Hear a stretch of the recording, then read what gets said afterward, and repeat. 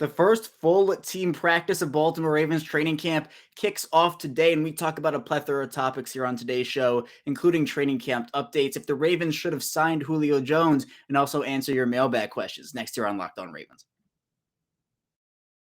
You are Locked On Ravens, your daily Baltimore Ravens podcast, part of the Locked On Podcast Network, your team every day.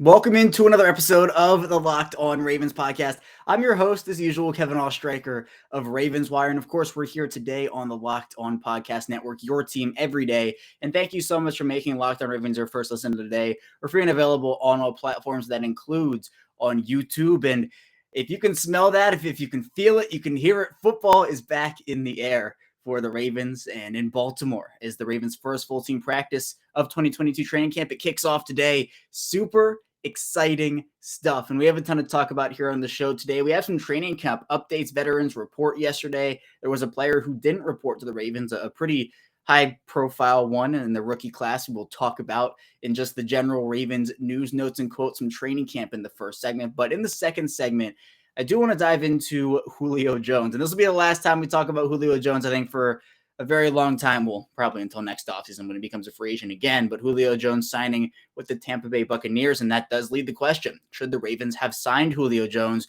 Where are they at the wide receiver position right now? I think they're all valid questions to ask. So we'll talk about those in the second segment. Then in the final segment, we'll talk about mailbag questions for today's show. So we'll talk about Marcus Williams and more and just what the expectations for him could be. So again, so much to dive into today. I'm excited. I mean, it's just football's back in the air. I'm excited. But let's dive into the content. If you hear this on YouTube, though, you hear this in video form, you see my face and my background and everything. Thank you so much for watching and tuning in here. We put out daily Ravens content 5 days per week. So thank you to everybody who's subscribed to this channel already. And if you haven't, and you're wondering why, we do put out that content Monday through Friday, 6 a.m. Eastern time when we put on our content. It's been that way forever. Be sure to subscribe to this channel. Again, like this video. It helps out a ton. Our next goal, 3,000 subscribers. We've been growing really fast here on Locked On Ravens, and I really appreciate everybody's support. Also, in audio form, I appreciate your support too. Thank you for following along, whether it's Apple Podcasts, Google Podcasts, Spotify, and however you're listening, on your way to work or from work or wherever. Thank you so much. Be sure to follow on anywhere you get your podcast. Be sure to turn notifications on as well. And be sure to follow me on Twitter. Chaos34 is the main account for me, my personal account, and at Locked On Ravens is the show account for show updates. So that being said, let's dive into the Ravens content, starting out with some training camp updates. And it just feels, again, one of the reasons football feels like it's back, really, is because of the fact that we keep getting updates. Like there are injury updates, personnel signings. We see the videos of these veterans reporting into training camp, which I guess is where I'll start here, because we did see a bunch of the Ravens veterans come in to training camp to the building, and the Ravens social team did a great job of putting out those videos. And one of those players was Michael Pierce. And that you might be thinking, why is that a big deal? You know, Michael Pierce, great free agent signing, but why are we talking about him? Well, if you remember, Michael Pierce did end up missing both mandatory minicamp and voluntary OTAs. He had an undisclosed but excused absence. So, well, at least for mandatory minicamp was excused. For voluntary OTAs, you don't have to have a reason. You know, you either show up or you don't. That's your choice. But for mandatory minicamp, he did have an excused absence. And now he's at training camp. So it seems like whatever was the deal is resolved now. At least hopefully it is. And maybe when he speaks to the media, eventually he'll reveal what it was. But again, he's at training camp. That is what matters. And we also saw guys like Justin Houston showed up with like probably the biggest bag I've ever seen. Like it was, I don't know what was in that thing. I kind of want to know. If anybody has an idea, I kind of really want to know. But that bag, if you watch the video, it was huge. Malik Harrison, Josh Bynes, everybody reporting. But there was one player who did not report, and that was David Ojabo. Now, rookies did report a couple days before the veterans did, but Ojabo still has not signed his rookie contract. And there's been a trend recently of second-round picks waiting a little bit later to sign their deals. But I'm not worried about this whole development. I mean, one, Ojabo is currently injured. So while I think it's very important that he's actually in the building with the team around his teammates, like it's beneficial to both sides to have him there. If he doesn't show up for 2 weeks, he's not missing practice time anyway. But a big part of this now is the fact that actually David Ojabo is the only rookie in the NFL without a rookie contract signed. He's the only draft pick who does not have a rookie contract right now and has not signed that. So the Ravens are trying to figure this whole thing out. Maybe it's guaranteed money. Maybe it's the fact that Ojabo wants first round money because before his injury, he was a top 15 prospect in a lot of people's eyes. He was mocked to the Ravens at 14 in many different mock drafts. So maybe he's holding out for a little bit of that money. So I guess technically, if you want to classify him as holdout, that's what it technically is. But I don't know. It doesn't seem like it's malicious or anything, right? Like, I feel like this will get resolved hopefully soon. Obviously, you never know. But David Ojabo still not at camp, still has not signed his rookie contract. But then also, we got some tidbits from John Harbaugh, the head coach, who talked with a pool of reporters about a bunch of different things, and also just about training camp in general, and talked a bit about some injury updates, and said that Gus Edwards is considered questionable for week 1, but the team is confident in the other guys on the PUP list. So they're hoping that J.K. Dobbins will be ready for the regular season. So I don't know, injury updates in July, questionable tags in July seem kind of new. I don't think for a while I've heard a coach kind of deem someone questionable in late July. It's kind of funny when you think about it that way. But I think when you're looking at Gus Edwards and his injury, we don't know how severe these injuries were for these guys. Like, obviously torn ACLs are very severe injuries, but the extent of that severity, it does vary by player to player. There are different hurdles that each player has to take in terms of returning from those injuries. So Gus Edwards and his recovery is going to be different from J.K. Dobbins, and J.K. Dobbins is going to be different from Marcus Peters, and et cetera, et cetera. So is it realistic to think that every player who started on the PUP list will be ready for week 1? I don't know, because I don't know the extent of their injuries. Again, as I've said many times, guess what? I'm not a doctor. But I do still think that there's good optimism for the rest of the guys. Maybe, the questionable tag is maybe hinting at maybe he's not going to be ready, but we're going to see. We're not sure yet. But we are still over a month out before the regular season does begin. So there is still time for these guys to get back fully healthy. But again, my whole thing here is don't rush them. That's my thing. I don't think Baltimore should rush these guys back. I'd much rather have Gus Edwards in week 7 at 100% than in week 1 at 75%. And I think the Ravens feel the same way. I think they're not going to rush guys back. I think we saw that. And not that they rushed him back, but we saw Ronnie Stanley return not fully healthy. And we saw what the impact was on the field. It wasn't good. And we saw the impact that it now has had on him, where he's had to go for the second surgery and just had all this different stuff happen. So that's my stance on the whole injury situation. But also, there was a new update for a Ravens rookie. Tight end Charlie Kolar apparently might have a sports hernia situation. And so he could miss a lot, if not most, if not all of training camp. Again, timelines for that do vary. But there is a chance that Kolar does miss a decent amount of practice time, which, again, for a rookie tight end who is expected to at least have a role in this offense is pretty big. So I'm not saying that just because Charlie Kolar doesn't practice for however long it is, if this is a hernia situation, I'm not saying, oh, his rookie season's a wash, there's no way he's going to contribute. That's not the case at all. It means more snaps for Isaiah Likely, more snaps for Josh Oliver. We were just talking about Josh Oliver and saying, is there a way you could make this roster? Well, if Charlie Kolar's situation lingers, I do think the Ravens still keep 4 tight ends, and Oliver could be that 5th guy. So you're looking at that and saying, well, maybe there's an opportunity for him there. I still think if Kolar comes back healthy, it will be him, and Oliver is on the outside looking in. But just interesting tidbits overall there from John Harbaugh. And also, Lamar Jackson has practiced for the past 3 days with the rookies, and there is the expectation that he'll practice. I know there have been some instances where players can report to camp and then hold in and everything, but it seems like Jackson is fully committed, fully prepared. I don't know if I'm expecting a contract anytime soon. I know we've had that conversation before, but it is a good sign that he's been practicing with the rookies, getting those reps in. I mean, that's the makings of a leader, which I think is a very good thing. And of course, we all know that Lamar Jackson is a leader. It's nothing too crazy when you say Lamar Jackson's a leader. Also, in non-Ravens news, but kind of related Ravens news, the Cardinals, we'll talk about Marquise Brown for a second, the Cardinals placed Marquise Brown on the active non-football injury list with a hamstring injury. And if you go back and you remember, Marquise Brown did miss a lot of training camp time with the Ravens over the course of his years there. So I think for Baltimore, I'm not saying that the Ravens couldn't benefit from having Marquise Brown right now. I think they absolutely could, and we'll talk about that a bit in the second segment with the wide receiver conversation. But just a little Ravens tidbit for those who weren't aware at the moment. So again, training camp in the air right now, the first full team practice today. It's another step. We've been checking off those check boxes for the entire offseason here, and now we are checking off, the rookies reported to training camp, the veterans reported, and now we have the practices. Soon it'll be preseason, then it'll be regular season, and hey, maybe we'll be talking about playoffs. I'm confident we will be come January, definitely. We'll head into our first break here on the show, though. When we get back here on Locked On Ravens, we're going to be diving into the Julio Jones conversation. Stop me if you've heard that one before. We'll talk about if the Ravens should have signed Julio Jones, the situation for them at wide receiver, and more. So be sure to stay tuned. Still to talk about here on Locked On Ravens.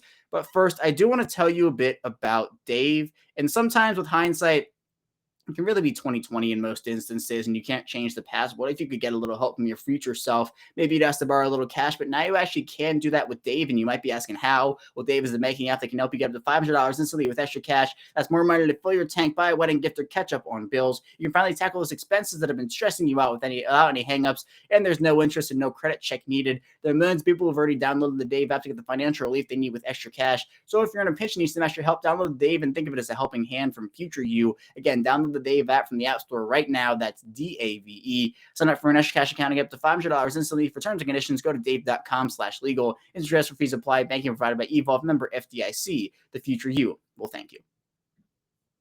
We're back. Our second segment of Locked On Ravens. Kevin Ostraker still hanging out with you here on a midweek edition of the show on Wednesday. Training camp, first full practice for Baltimore today. And thank you so much for making Locked On Ravens your first listen. I really do appreciate it. Be sure to subscribe on YouTube, like this video, share this podcast with a friend. If you want to rate it 5 stars on Apple in audio form or give a review, I'd highly appreciate that as well. And be sure to follow us in audio form anywhere you get your podcasts. But now let's talk about Julio Jones. And yes, look, Julio Jones, I will say, it's been a pretty big topic of conversation over the past, I've literally lost count because it's been that many years. It seems like that many off seasons. First, we're talking about, can Julio Jones come to Baltimore in a trade from Atlanta? Then he goes to Tennessee, and we were talking about that for a couple years. And then it's, now could Julio Jones come to Baltimore as a free agent from Tennessee? He goes to Tampa Bay with Tom Brady in that team that is looking to get Chris Godwin back from his injury, hopefully relatively soon for them, but he will now team up there with Mike Evans in that wide receiver room and Godwin when everybody's healthy. But it does beg the question, should the Ravens have signed Julio Jones? And if you've been listening to me for a while here and you've heard my takes on the receiver position and Julio Jones and the veteran receiver aspect of everything in general, my answer is actually yes. I think the Ravens should have signed Julio Jones. He was my top guy left on the board.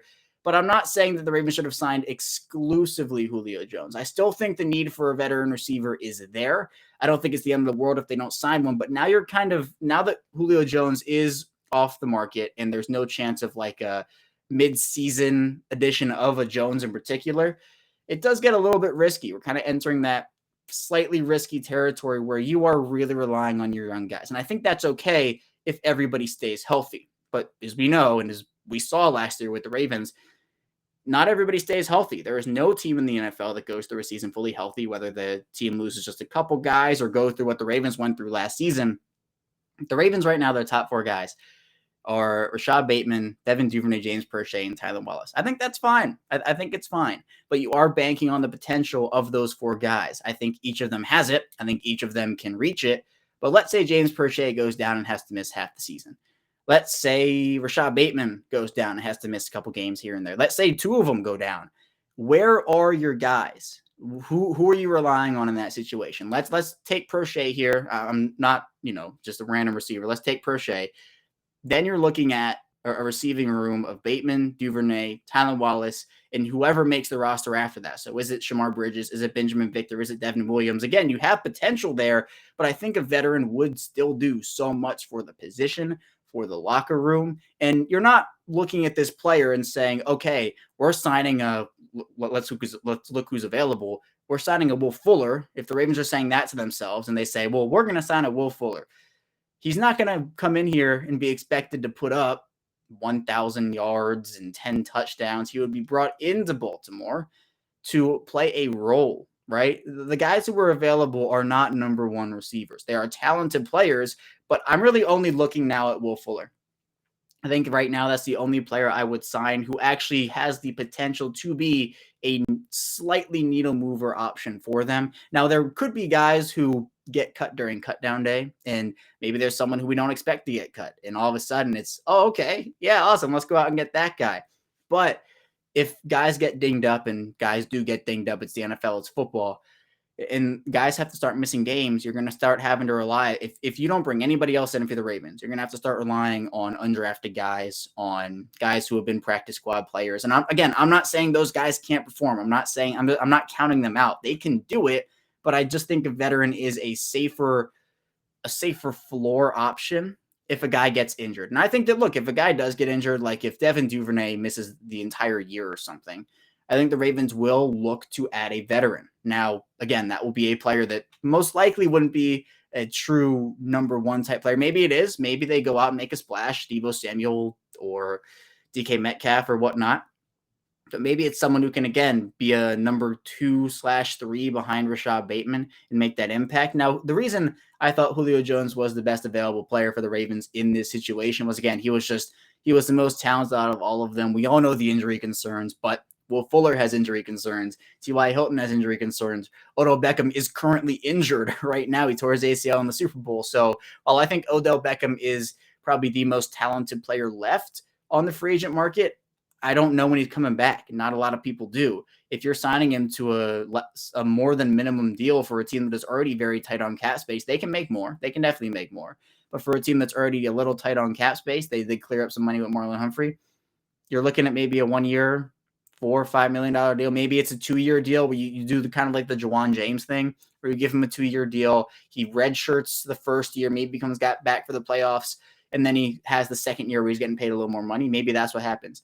But I still think that the reason I wanted Julio Jones, or the reason I thought that Julio Jones would have been the best option for the Ravens, is because of the fact that he is a big-bodied receiver. He has a little bit of speed. He's not a slow guy. He's not fast, don't get me wrong. He's not a speedster. But he's someone who fit a need in a profile for them, and he wasn't going to be expected to come in there and play, I don't know, like 100% of snaps, catch 10,000 passes for 10,000 yards and 10,000 touchdowns. That's not what it was going to be. I think that if they were to bring a Julio Jones, a veteran type player in, it's going to be a guy for the locker room. It's going to be a guy who can contribute on the field, but not be asked to do too much and have those super high expectations. I mean, if the Ravens, if this hypothetical were to work out where they were to sign Julio Jones, if they were to get 12 games out of Julio Jones, I think that would have been fine, because you still have the options behind him, the proven options. Right now, you're going into the year with a lot of unproven options. And again, I want to make it very clear that I'm not like ragging on the young guys. I'm not saying it's a terrible, horrible idea to go into the season not adding anybody else. I think I'd prefer if they did. I think a lot of people might.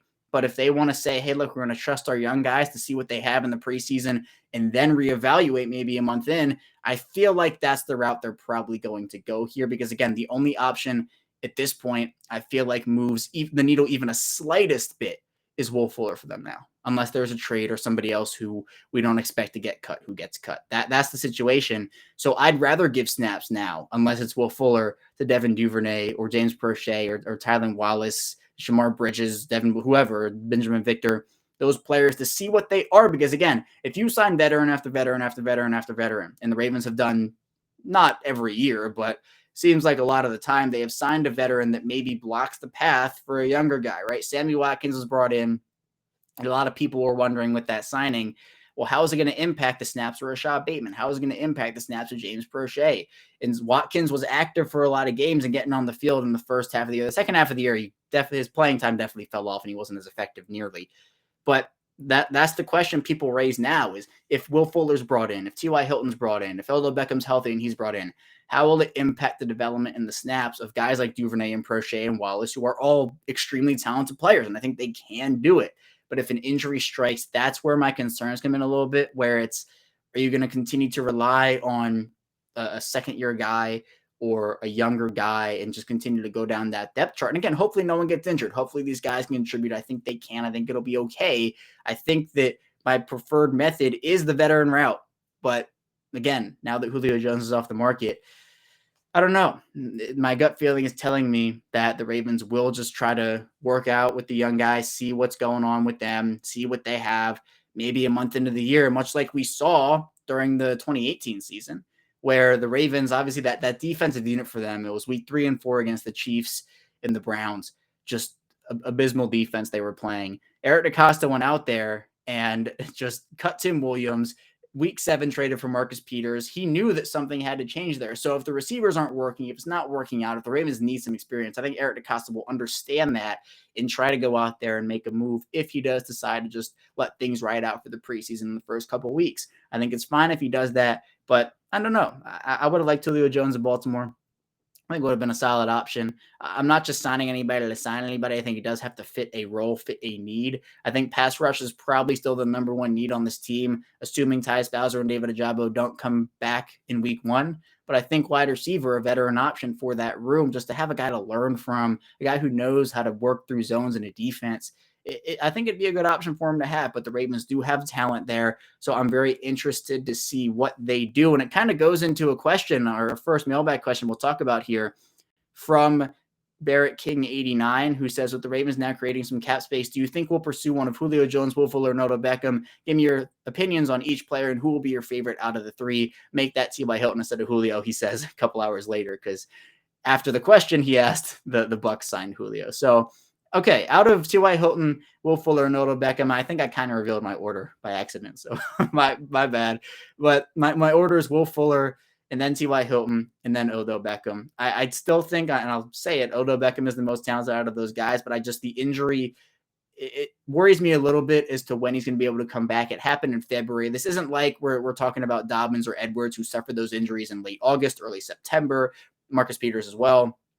This injury happened months and months after that. And maybe the recovery goes really quickly for him. He's able to come back on the field. But if the Ravens signed him, I don't think they would rush him. Again, it's what I kind of talked about in the first segment.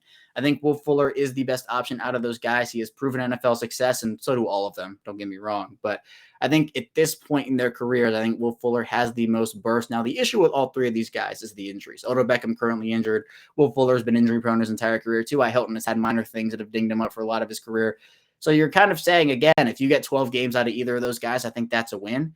But are they going to be able to produce? Is it worth taking snaps away from Devin Duvernay, James Prochet? I think the only guy who would be worth that, and it's close, is Will Fuller. I think Fuller is still very talented, and I think he could make an impact for the team as a speedster guy who the Ravens lost a speedster in Marquise Brown. There's new speedsters, the Devin Duvernay, who I think can do it, but I think Fuller is just that more proven option who I think can make an impact. So I'm ranking those 3 as Will Fuller 1, T.Y. Hilton 2, Odell Beckham 3. We still have a ton to talk about here, though. We're going to dive into the rest of our mailbag questions in the final segment, talking a bit about Marcus Williams and much more. So be sure to stay tuned. Still a ton to talk about. But first, I do want to tell you a bit about Bet Online.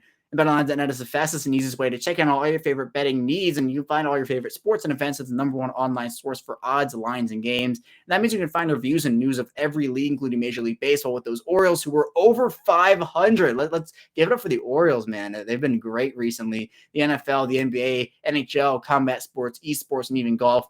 BetOnline continues to be the top online resource for our sports wagering information, from live in-game betting, scores, and podcasts. They have you covered. As BetOnline today to use a mobile device to learn more about the trends in action happening today. BetOnline, where the game starts. We're back here. Our final segment of Locked On Ravens. Kevin Oestreicher still here with you. And thank you again for making Locked On Ravens your first listen of the day. Be sure to tune into the Locked On NFL podcast and make that your second listen of the day. If you haven't listened, I hosted the Monday show over there. We talk about Kyler Murray, Lamar Jackson, Joe Burrow. We talk with hosts from around our network, experts from around our network. So I highly recommend you check that out. But let's talk about the mailbag. Let's dive into the mailbag here. And we have a trio of questions to start this off from Eric Clark, who says, first one, are we ready for Channel 3 to become our Hunter Renfrow? And Channel 3, obviously referring to James Prochet. And look, I think he is ready. And this kind of ties back into our conversation from the second segment. But, I mean, look, James Prochet is a player that has had limited opportunities, but in the opportunities he's had, has played well. And I think that is a big indicator for me, not only of the opportunities he's had, but the hard work he puts in. We've seen the videos of him with the jugs machines and just, absolutely going off on those jugs machines and staying there for a while. And he's someone who's a super hard worker, very motivated. I think this could be the year that James Prochet truly does break out, because you have the vacated targets from Marquise Brown, from Sami Watkins, from Miles Boykin. And while some of those targets are more than the others, you still have to combine all those together. And I think you have targets to spread around. Now, some will obviously go to Mark Andrews. Others will go to Rashad Bateman. Running backs out of the backfield you'll look at too. But I still think that Prochet can be a safety blanket, a chain mover, great hands, great route runner. I mean, his routes are incredible. Him and Rashad Bateman run some of the most beautiful routes I've ever seen in my life. Like literally, they are two of the best route runners in this league. Maybe a hot take. I don't think it's super hot, but they are two of the best route runners in this league. I didn't say the absolute best, but they're up there in that conversation. So I think for me, I'm all aboard the James Prochet train. I still think having a veteran receiver will benefit the room, but that's why James Prochet is one of the reasons why if they don't add that, I still feel confident. I think it just comes down to health now at the end of the day for that room. Our next question from Eric: who is the most important defensive lineman and why is it Travis Jones? Yeah. All right. Yeah. Travis Jones. I definitely think that he's the X factor. I think when you're talking about most important and X factor, there are a couple different things, but I do want to talk about Travis Jones here because I think the Ravens brought him in. First of all, I will say it again. Unbelievable how he fell to 76. Like, shouldn't have been anywhere near there, but the Ravens again get a talented player. The interior pass rush for the Ravens has been an issue for many years now. That Don Martindale was not able to get the best out of the interior pass rush. I don't know what it was. Guys came over as veteran pass rush experts. Calais Campbell, who 93 and a half sacks for him. He's 6.5 off of 100. He had multiple seasons of double-digit sacks in Jacksonville, came over to Baltimore, and just has not had that success. Derek Wolfe, who was pretty solid in the sack department for the Broncos over all those years, was like 5.5 sacks, 7.5 sacks, kind of within that number, came over to the Ravens and had, I think, 1 sack in his 1 year that he played. And other guys, but I think the personnel is different this year. Travis Jones is a key part of that because of the success he had as an interior pass rusher at Connecticut. And that's big because I think what we're going to see is the Ravens definitely favor veterans early on. So we'll probably see some Brent Urban, and obviously Calais Campbell's going to play a lot of the year. I think that for him, though, and for the veterans in general, so you're talking about Pierce and Campbell and Urban, it's going to be important to manage their snaps. And the reason I love their depth so much there, and defensive line is my most favorite position in terms of depth, is because they have 3 solid veterans and 3 really promising young guys. So you're able to rotate in and out, save the veterans for the later part of the season if you need to manage snaps. Calais Campbell's snaps last year, a lot of people were talking about, all right, he needs to have his snaps managed, kind of keep him fresh for the end of the year. He played the most snaps on that line by a very, very wide margin. So to have Travis Jones in there to provide the interior pass rush, I think he's the biggest X factor on that defensive line for sure. I think it's very important Calais Campbell has a very good season. Maybe we're talking 6, 7, 8 sacks. I really hope he gets to the 100 sack threshold, but I think Travis Jones is most definitely an X factor there. And finally, from Eric, the last question: how many interceptions will it take for the Marcus Williams signing to be considered a success? I don't know if I'm judging it based off of solely interceptions. I mean, based off of what the Ravens interception totals have been over the past couple of seasons, minus Marcus Peters, it hasn't been anything to write home about. Obviously, there are a couple seasons mixed in between where they were actually a very good intercepting team. But last year, they weren't a good intercepting team. They were one of the lowest turnover teams in the league last year. And part of that was due to the reason of just missing Peters in general and Humphrey going out for the back half of that season. So I'm not going to judge it on interceptions. I'll judge it based off of like the Earl Thomas impact effect, where if you don't know what I'm talking about there, Earl Thomas was one of the best safeties in the league in 2019 when he played for the Ravens. Was absolutely amazing on the field. Off the field, different story. That's a different conversation. But on the field, he was targeted 20-some times. I can't remember the exact number. Teams did not want to throw at him. If Marcus Williams imposes that presence on quarterbacks, if he makes him pay a couple times, if he has 1 interception but makes an impact, I'd call it a success off the bat. If he has 5 interceptions and makes an impact, I call it a success. So I guess in the middle, I'll say sure. If Marcus Williams has 3 interceptions, I'll call it a success if we're going solely off of interception numbers. That's what I'll say there. But I think it does mean more than just interceptions. I think it'll be considered a success if he just makes a huge impact overall. Next here from Afida Foy. Hello, Kevin. We have a new punter, therefore a new holder. In your opinion, is it going to impact the field goal percentage of Justin Tucker? Thanks for the show and your passion. Have a nice day without the smell of new season. Yeah, I'm excited for the new season, definitely. And thank you for the kind words. They always make my day. I really mean that. But Yeah, for Jordan Stout, we've talked about it, and he's someone who is probably going to have a couple of rookie mistakes, maybe some growing pains. We've all gotten, for those who have covered the Ravens, watched the Ravens, etc., we have all gotten so used to Sam Cook, the staple of consistency, or at least one of them with Justin Tucker and Morgan Cox being the other two of them in the Wolfpack. But we have gotten so used to that consistency where it's all of a sudden becoming you get used to it. You get comfortable with it. And then that goes away. You're bringing in someone new, a very talented new player. But again, there could be a time where Jordan Stout shanks a punt or doesn't pin a team inside the 20 or fumbles the hold a little bit. And you're thinking, oh, well, Sam Cook wouldn't have done that. And sure. But it's the difference between having a 10-plus year veteran and a rookie trying to learn his way around the NFL. Jordan Stout, I think, has the potential to be the absolute best punter from this class, be one of the best punters in the NFL. But again, it's not going to be everything is sunshine and rainbows. There will be mistakes. Sam Cook also messed up sometimes, right? We saw Sam Cook shank a punt or two here and there. So I think for Baltimore, they made a good choice in Jordan Stout. The position in the fourth round, I still am a little about, but I think the talent is definitely there for the Ravens. So I think maybe it impacts the field goal percentage if he misses a hold here or there. Maybe it results in an extra miss when with Sam Cook, it would have been a make, but I think the Ravens will go with Stout as a holder. And for what it's worth, there has been a lot of conversation about Jordan Stout taking that role very seriously. So just to something to keep in mind there. And then finally from Sandy Prince, our last question, more about Jordan Stout. Does Jordan Stout have any competition in camp for punting/holding? I don't think so. I think if you were to go for a holder, you look to a backup quarterback, so maybe Tyler Huntley takes that, but most people do use their punter now. It's rare you see the backup quarterback being the holder. Stout, again, takes that holding seriously. I don't think that there's going to be anybody to challenge him for that job, even if they do have a camp body in there where they say, hey, look, we're going to bring this guy in for you. I don't think it has any competition in terms of who's actually going to win the job in week one. I think that's 100% Stouts. They drafted him in the fourth round. That's really high to draft a punter generally. And there were a lot of punters taken in the middle rounds in the fourth round. But usually when you take a punter in the fourth round, you're going to play him week one. It's the same thing we've talked about with Tyler Linderbaum, where the Ravens took him in round one.